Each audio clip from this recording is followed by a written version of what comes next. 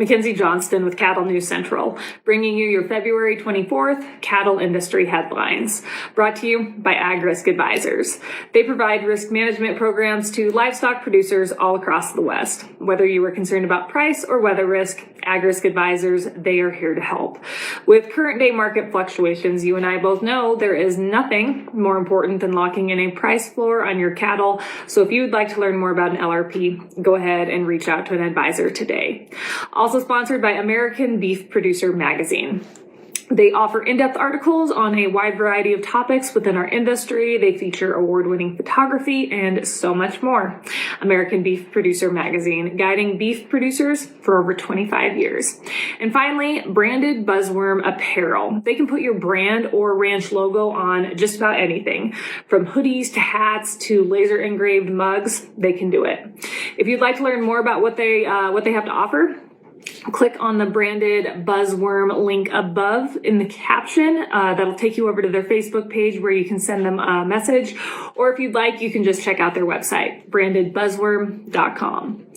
Drovers has reported that for the last 3 years, Beyond Meat, the maker of the Beyond Burger, has been bleeding cash, $465 million to be exact. The company will be releasing its fourth quarter earnings today, February 24th, and analysts are projecting the quarter's losses per share will more than double. In the third quarter, Beyond Meat's revenue rose 13% year over year to $106.4 million, but the company saw a net loss of $54.8 million. If we look all the way back to June of 2019, Beyond's shares were trading over $200 per share. Those same shares this week are trading right around $48 per share. According to JP Morgan stock analyst Ken Goldman, Beyond's stock price fell 67% in a market that saw a median gain of 13% over the last year. And just in the last month, the company's stock price fell 15%, and it fell 10% just in the last 7 days. The obvious challenges that the company is facing is that their products are priced higher than beef, in instances twice as much as a beef product. And also, at the end of the day, Beyond Meat is not meat. It is a fake piece of protein that is put together with a mile-long list of ingredients, some of which we can't even pronounce, chemical after chemical. So, of course, no, it will never stack up to beef. It will never compare. Beyond Meat was supposed to change the meat market and put animal protein out of business. That's basically what they said when they came on the scene. They were really going to do big things. But as the company continues to bleed cash, it doesn't look like they're going to be doing that anytime soon. The Cattlemen's Beef Board, also known as the CBB, has reported their 2021 CBB report that was released earlier this week. This report is a snapshot of what the Beef Checkoff and its contractors accomplished during the previous fiscal year and what they need to focus on going forward. So some of the highlights from this 2021 report. A 20% increase in export value compared to the previous record pace established back in 2018. Incremental beef sales of 1.5 million accomplished through a partnership with retailer Sam's Club designed to increase online beef purchases. A 27.8% increase in producer subscriptions to the CBB's newsletter, both in print and online, and 15 million views of the Beef in the Early Years educational content, encouraging parents to consider beef as a first food for their children.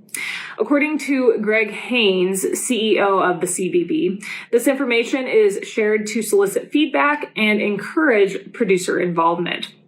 The Beef Checkoff is an industry-wide initiative, and it has the greatest impact when all stakeholders work together, said Haynes. Finally, the Western Livestock Journal has reported that the New Mexico Cattle Growers Association, along with the New Mexico Federal Lands Council and 2 cattle companies, they filed suit on February 9th in federal district court for New Mexico against the Forest Service for shooting astray cattle in the Gila National Forest. So I reported on this when it was first happening. The Forest Service, they went in and they shot cattle out of a helicopter.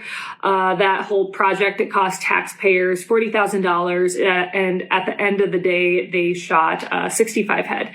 This happened on February 10th and 11th. Supposedly, none of the cattle that were killed were branded or tagged.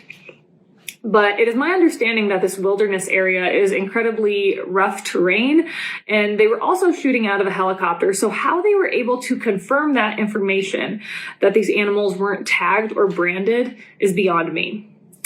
This wasn't the first time that shooting stray cattle in the forest has been up for debate. Back in March of 2021, there were plans to shoot stray cattle in the wilderness area. However, it was met with strong resistance from industry groups, environmental groups, and the New Mexico Livestock Board, and that was halted. The lawsuit reads that the Forest Service regulations specifically govern the removal of unbranded livestock from a grazing allotment or area closed to livestock grazing.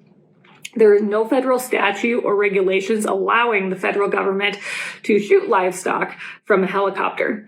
Instead, the cattle that are grazing unlawfully on Forest Service ground must be seized and impounded.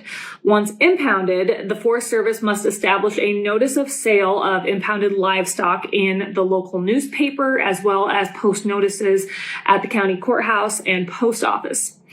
The cattle are then to be sold to recoup the agency's cost, and only if efforts to sell the cattle have failed, then they should be condemned or destroyed. That is the only point at which cattle should be killed. I will keep you up to date on this developing story down in New Mexico. Quite controversial, I'd have to say. That is all I have for you guys this morning. I hope you all have made it through the week all right. Again, it was sure a chilly one yesterday. You guys have yourself a great weekend. This will be my last update for the week. Stay warm.